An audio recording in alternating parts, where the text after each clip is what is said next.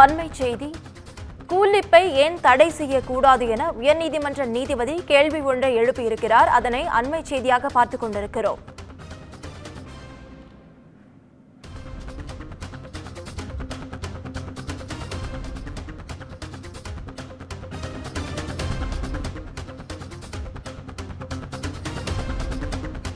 கூலிப்பை ஏன் தடை செய்யக்கூடாது என நீதிபதி கேள்வி எழுப்பியிருக்கிறார். கூலிப் போதைப் பொருளை பாதுகாப்பற்ற உணவுப் பொருள் என அறிவித்து ஏன் தடை செய்யக்கூடாது எனவும் உயர்நீதிமன்ற மதுரை அமர்வு கேள்வி எழுப்பியிருக்கிறது. அதனை அண்மை செய்தியாக பார்த்துக் கொண்டிருக்கிறோம். இதுகுறித்த முழு விவரங்களை வழங்க தலைமைச் செய்தியாளர் சிவா நம்மோடு இணைப்பில் இருக்கிறார். சிவா, வணக்கம். விவரங்கள் என்ன? நவீனா, கூலிப் எனும் போதைப் பொருளை நாடு முழுவதும் ஏன் தடை செய்யக்கூடாது என்பது தொடர்பாக மத்திய மாநில அரசுகள் தரப்பில் உரிய விளக்கம் அளிக்க வேண்டும் என்று உயர்நீதிமன்ற மதுரை அமர்வு தற்போது அதற்கான உத்தரவை பிறப்பித்திருக்கிறது.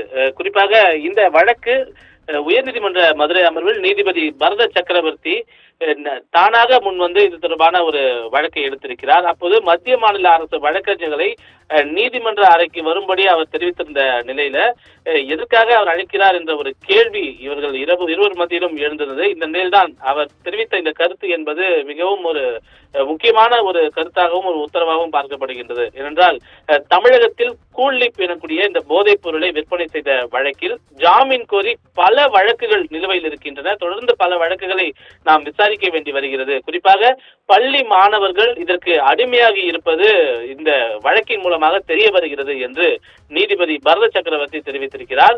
தமிழகத்தில் இந்த கூலிப் போன்ற போதைப் பொருட்களுக்கு தடை விதிக்கப்பட்டிருந்தாலும் பிற மாநிலங்களில் இவை அனுமதிக்கப்படுகிறது என்றும் அத்தகைய போதைப் பொருட்களை தயாரிக்கக்கூடிய நிறுவனங்களிடமிருந்து ஜிஎஸ்டி வரி வசூல் செய்யப்படுகிறது என்றும் தற்போது பள்ளி மாணவர்கள் மோதிக்கொள்ளக்கூடிய நிகழ்வு அதிகமாக நடைபெறுவது இது போன்ற போதைப் பொருட்களை பயன்படுத்துவதால் தான் என்ற ஒரு கேள்வியையும் ஒரு அச்சத்தையும் நீதிபதி முன்வைத்திருக்கிறார்.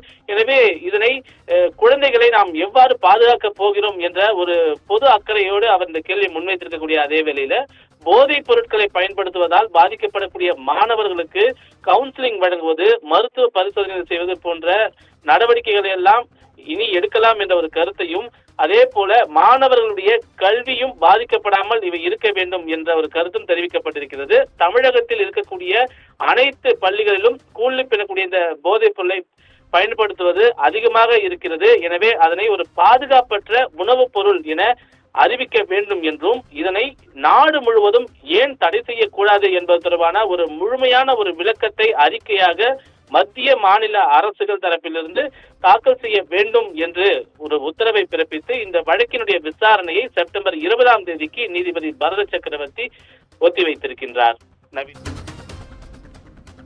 விவரங்களுக்கு நன்றி சிவா.